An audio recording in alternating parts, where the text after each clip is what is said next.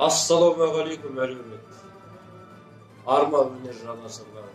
Өткен аптада Бейімбет Майлин ауданы мәдениет үйі ұйымдастыруымен рухани жаңғыру бағдарламасы аясында аймақтық оқушылар айтысы өткен болатын.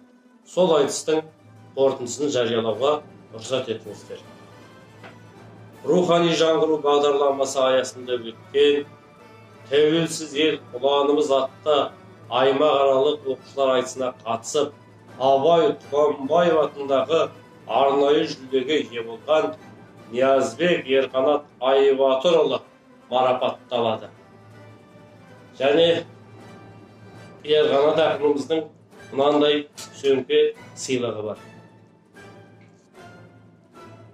Тәуелсіз ел ұланымыз атты аймақаралық оқушылар айтысына қатысып, Бейімбет Майлин атындағы арнайы жүлдеге ие болған Нағашыбай Ғанимат Мұратұлы марапатталады.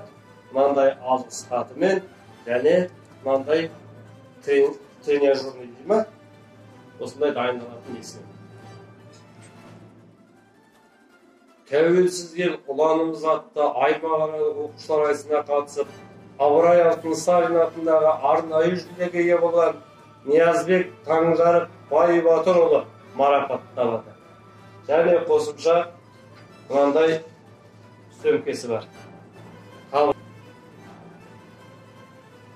Тәуелсіз ел ұланымыз атты аймақаралық оқушылар айтысына қатысып, Жамбыл Жабаев атындағы арнайы жүлдеге ие болған Әуесханов Саят Саянұлы марапатталады.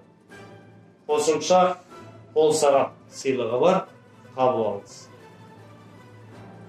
Рухани жаңғыру бағдарламасы аясында өткен тәуелсіз ел ұланымыз атты аймақаралық оқушылар айтысына шәкіртін жақсы дайындағаны үшін Ахмет Айнұр алғыс хатпен марапатталады. Дәл осындай алғыс хатпен Нағашыбай Мұрат марапатталады. Дәл осындай алғыс хатпен Ахметбек Байбатыр марапатталады.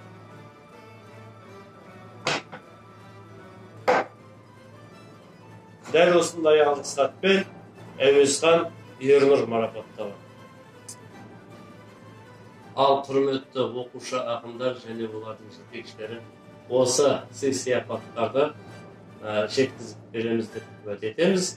Және еліміз аман, халқымыз тыныш. Ал енді салт дәстүріміз өсіп өркендеп, мынау жер бетіне келіп жатқан тәж індеті жойылып, әлеуметпен жүзбе-жүз кездесуді нәсіп етсін. Сау, саламатта болыңыздар.